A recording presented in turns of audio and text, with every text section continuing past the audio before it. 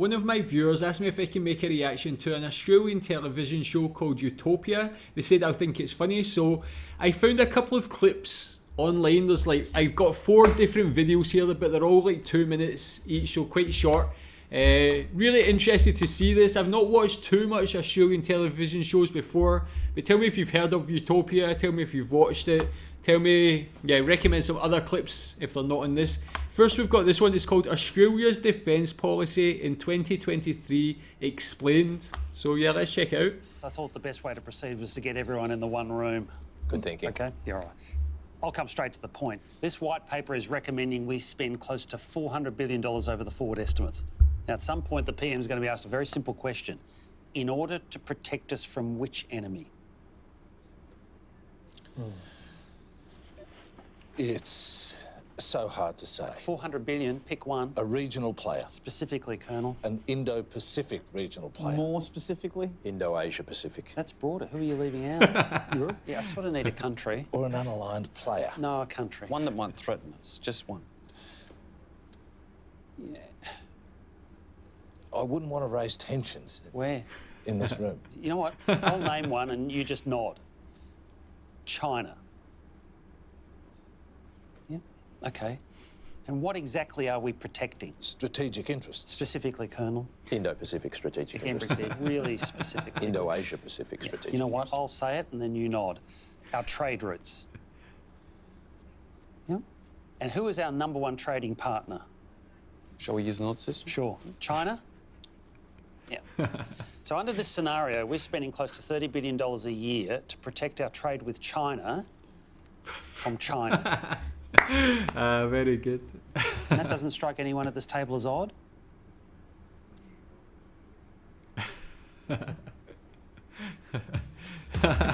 Very good. Yeah, I can see why the person recommended this. This is definitely right up my street. From what I take from this, it's some sort of political satire comedy. One of my favourite shows is a British show called The Thick of It, which is all about government, its incompetence, very satirical. And this gives me very similar vibes from it. Tell me if that's a fair comparison, if you know of The Thick of It, and of this being like political satire. Interesting they touch on that interesting relationship between Australia and China. Something I guess is a very touchy subject in Australia.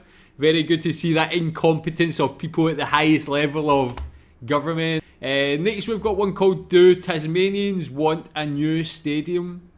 So do Tasmanians want a new stadium? Is that a subject that's came up in Australia before? Well, we've been right through the report. It's very exciting. Yeah, thank tossed you. it around with the folks upstairs, and it's pretty clear what Tassie is crying out for. Loud and clear. Do tell. A new stadium. Is it because they don't have like an Aussie rules team or anything like that? It's like maybe there's just no demand for that anyway. Where's that? Over the page. Next page. Yeah. There we go. That's 14th. Well, it's not in order of priority, I did the report. It's in order of priority. but that's highlighted. By you. Can I just explain the buffet? Can you just give us 5 minutes? But any allergies? No. So thank you. Yeah. There's no point in us doing community consultation if we're not actually going to listen to the community. I thought we wanted to appear No, consultative. we want it to be consultative. See, that wasn't clear. I must have spoken to 1,000 people. I barely remember anyone mentioning a stadium. Did anyone express reservations about a stadium? No. So there's interest. No. Can you drill down on it? You're not going to make an announcement. No. Or brief someone. No. Or background someone. No. Or do a drop. No. Or give a heads up. You paused. No. All we want is for you to give us some pluses and minuses. Mainly pluses. But no announcements. No. You paused again. Did I? Yes. They don't have an AFL team based there, though, do they? No. Do you think they might get one? No, But teams do play there. Mostly in Launceston. An A-League team? not likely. NRL? Never. Super 16? I've got some PVC piping. Yeah, just whack it there, man. Yeah, can I get a name? Tony. Tony, the receptionist. Actually, let's go back to local sport. Give me some crowd figures. Well, the last TSL game, a bit of a local derby, Clarence beat Lauderdale final, and they had 1,600 spectators. And players and officials. Yeah, I think we can skip local football. What about Test cricket? Oh, yeah, okay. Test match a few years ago. 16,000. It's not 60, but it's not bad. Over 5 days. Yep, your pauses are too long. Ricky Ponting's final match. Did it again. School kids got him for free. Yep. What about the Targa? It's a car rally. Through the bush. Well, they could finish at the Oval. Yeah, I don't think so. The Tasmanians do not need nor want a huge new stadium. Can't believe the ingratitude of some people. They didn't ask for one. I don't know what they want. They live there. It's not the point. We need to start planning for one. Why? Failure to plan is a plan for failure. Give me the book. No. Wonder it doesn't This is make oh, yeah. sense. All right, so there are a few problems. Lack of population, too few events, distance, fixed costs, where to put it. But those negatives are far outweighed by the positives. I don't have any.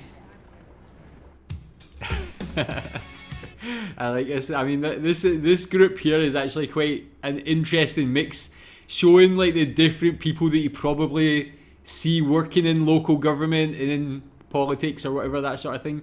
This guy seems like the guy who's always banging his head against the wall. The guy that actually wants to do things seriously is probably pretty competent, but he just works with like so much incompetence. I think we've all been there, banging his head off the wall. We've got the people who are like, don't really listen to anybody. They have their ideas. They just want to push through. They don't take evidence. They don't take stats. They just want to like, they want to always try to like prove something. We've got the kind of the worker here who's just told to do all the hard graft while people like this take the credit for it. Really enjoying this show so far, man. I can really see, not just in local government, but the characters representing people like I've worked with in other industries before as well, so it's very relatable. Last, we've got another one that's posing another question. Is a high-speed rail possible in Australia? Is it? As an expert in this field, how would you react if I said we were thinking of revisiting the very fast train proposal? It's not a prank. I realise your study concluded it wasn't viable, but that was many years ago. OK, 2 years ago. But hypothetically, let's say we went at 600 kilometres per hour. Yes, no, I understand the laws of physics. Gradient shouldn't be a problem if we've just got to flatten out a few hills. Yeah, the Blue Mountains, sure, that's a little more challenging. No, I understand, but theoretically, if we were to tunnel from Melbourne to Canberra, now just go with me on this. Okay, but sorry, why would we need to fence the line? To prevent collisions? Sure, we couldn't just put up signs? I realise Kaz can't read. I don't work for a breakfast radio show. Okay, so if we made the fence even It's like higher, a prank. so the kangaroos couldn't jump it. Okay, how would the wombats get in? Right, and how would you rank our chances of success? Oh, that's quite high. Oh, out of 100. It's actually very difficult to get the train out of Melbourne. But after that? Plain sailing. Until you hit the Blue Mountains. Then you've got the western suburbs of Sydney. They present some serious challenges. 7 marginal seats. I meant engineering challenges. Yeah, no, I got it. Then there's the question of getting the train out of Sydney. When do we get to Brisbane? In about 4 pages. We spoke to every expert we could find. Should I mention the wildlife issues? It's not just kangaroos. No, it doesn't matter. Look, even with the craziest of assumptions, petrol at $7 a litre, airfares tripled, a congestion tax in all the capital cities. Numbers still don't stack up. There's no silver bullet. Actually, that's a really good name. I'll have to break the news to Jim. It is actually. Might need the defibrillator. Now look at the map. Look at the map. How can you say no to this? I'm saying that from here to here, a train would work. From there to there, a train would work. From there to there, but not from there to there to there. But look at the connectivity from Brisbane. It's bringing Australia together. It's building the nation. Work That's there, Japan. it's work there, it's work Spain. there. And look at it. Silver But what, EU. that's an artist's impression, Jim. And that doesn't say anything about all the problems that we've got to resolve. Don't let the problem stand in the way, because you know where every problem is? There's a solution right around the corner. I'm getting an ice. I have heard managers in previous workplaces say exactly that same thing, man. The cliches are so on point in this show, man. Even if we resolved all the engineering and environmental problems, the distances are simply too great. Well, you've got to give me something. Look at it, the silver emu. It's so close, I can hear it. That's a steam train, Jim. Jim, are you all right? There must be something we can announce. Yeah, but we can't announce a feasibility study Are you or sure? a scoping study. What's that? That's the same thing, only thicker with graphs and That diagrams. sounds good. Yeah, but it's only going to tell us what we already know. A very fast train simply won't work. We won't know that until the report's finished. We know that now. Not officially. And they don't know that we know. Who's they? The naysayers. But they know we know they know we know. What? Can we just move this thing forward? If you opened your mouth, I might. Until the election. Oh, sorry. Oh. Just trying to get the votes. So is this guy is this guy maybe like the politician or works for the politician? And this is like, yeah, the local government office. This guy's got the big dreams, just trying to push anything through to get the votes, but even if it's unrealistic.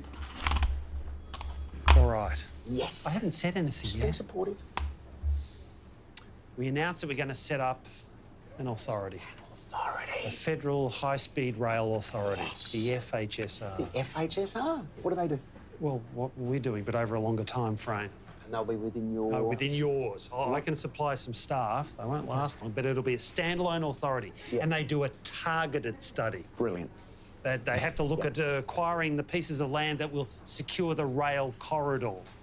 Yeah. But over a long time frame, so it's virtually meaningless. I need to make some calls. Can I borrow and your office? This guy's Sure. so useless. FHSR. Yeah. FHSR.